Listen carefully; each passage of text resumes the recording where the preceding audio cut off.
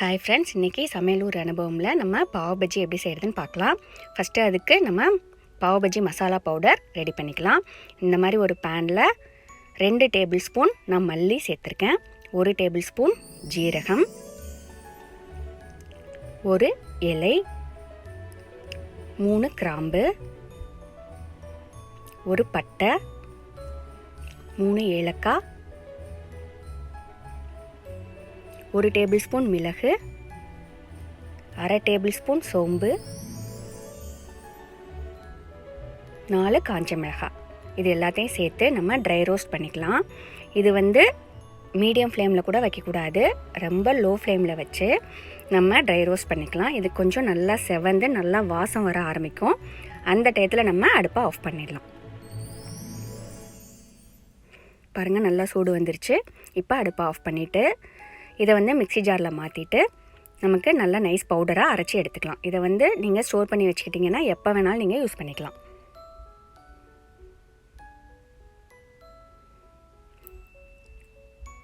பாருங்கள், நல்லா நைஸாக அரைச்சாச்சு.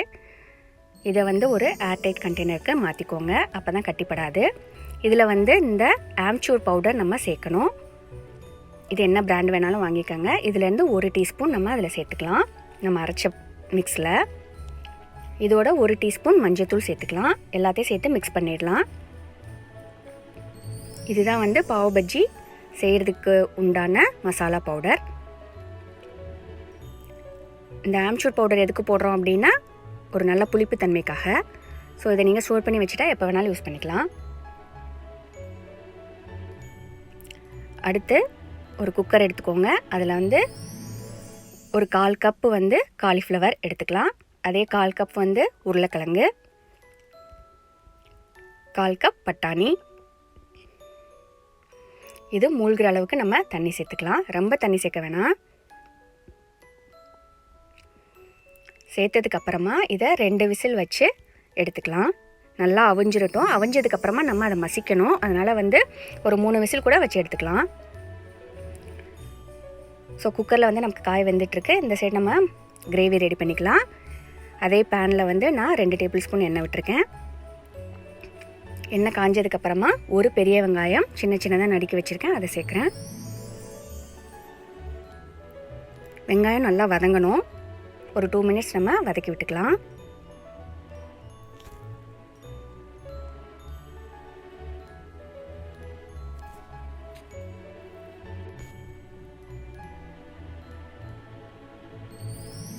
பாருங்கள், வெங்காயம் ஓரளவு வதங்கிடுச்சு.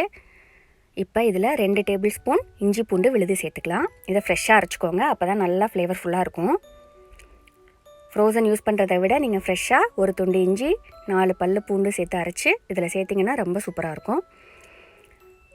அதை 1 நிமிஷம் வதக்குனதுக்கப்புறமா ஒரு 1/2 கேப்சிகம் அதை குட்டி குட்டியாக நறுக்கி வச்சுருக்கேன், அதையும் சேர்க்கலாம். சேர்த்துட்டு இதை நல்லா வதக்கிக்கலாம்.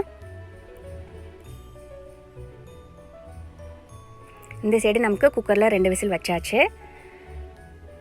பாருங்கள், நல்லா காய்கறி அவிஞ்சிருச்சு. இப்போ இதை நல்லா மசிச்சு விடணும். அதாவது காய் உருவே தெரியாத அளவுக்கு நல்லா மசிச்சிடணும். பட்டாணி மட்டும் கொஞ்சம் தெரிஞ்சால் பரவாயில்ல, மற்றது எதுவும் நமக்கு தெரியக்கூடாது. நல்லா ஸ்மாஷ் பண்ணிட்டோம் அப்படின்னா நமக்கு கிரேவி திக்காக சூப்பராக இருக்கும்.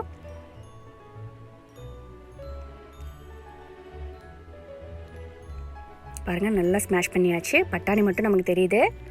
உருளைக்கிழங்கு காலிஃப்ளவர்லாம் நமக்கு நல்லா ஸ்மாஷ் பண்ணியாச்சு. நல்லா கெட்டியாக இருக்குது பேஸ்ட்டு.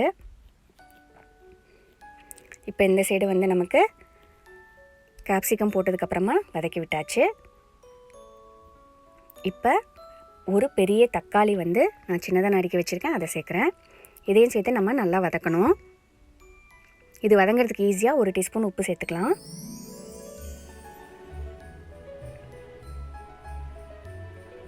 ஒரு 2 மினிட்ஸ் வதக்கிட்டு அதுக்கப்புறம் இதை மூடி வச்சு வேக வைக்கலாம். ஏன்னா இது நல்லா ஸ்மாஷ் ஆகணும். தக்காளி கடிப்படுற மாதிரி இருக்கக்கூடாது, நல்லா பேஸ்ட் ஆகணும்.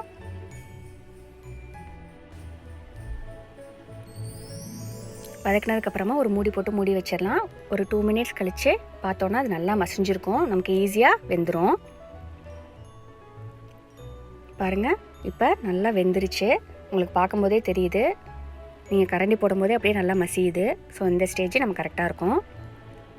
இப்போ வந்து 1 table spoon Kashmiri red chilli powder சேர்த்துக்கலாம். ஏன்னா ஒரு கலருக்காக.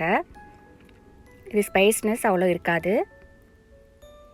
அதுக்கப்புறம் நம்ம அரைச்ச பாவ் பஜ்ஜி மசாலா பவுடர், இது ஒரு 2 டீஸ்பூன் போட்டுக்கலாம்.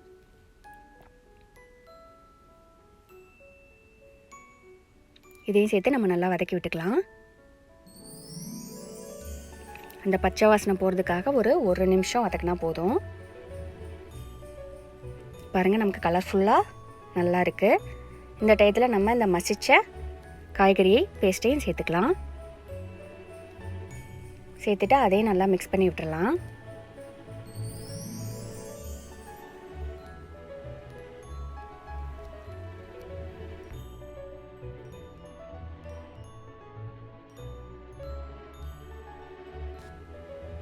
நல்லா மிக்ஸ் பண்ணி விட்டாச்சு. இது ஒரு 2 மினிட்ஸ் நமக்கு வந்து நல்லா கொதிக்கட்டும்.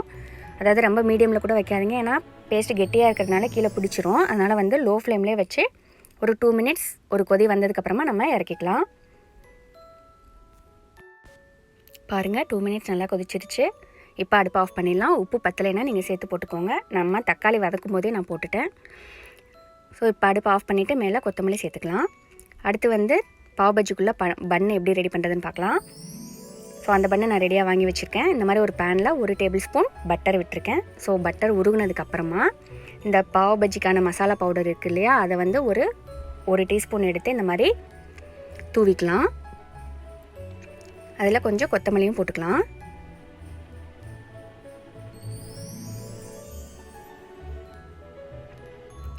இதை லைட்டாக மிக்ஸ் பண்ணி விட்டுருங்க, ஏன்னா ஈவனாக எல்லா இடத்துலையும் ஸ்ப்ரெட் ஆகணும். இப்போ நம்ம இந்த பாவ் பஜ்ஜிக்குள்ளே பன் இருக்கு இல்லையா, அதை வந்து இந்த மாதிரி கட் பண்ணிவிட்டு இதில் ரோஸ்ட் பண்ணிக்கலாம்.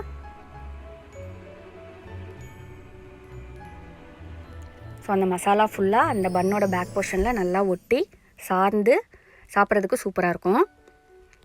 நீங்கள் வெறும் பட்டரில் வந்து ரோஸ்ட் பண்ணுறதை விட இந்த மாதிரி மசாலா சேர்த்து ரோஸ்ட் பண்ணிங்கன்னா ரொம்ப சூப்பராக இருக்கும்.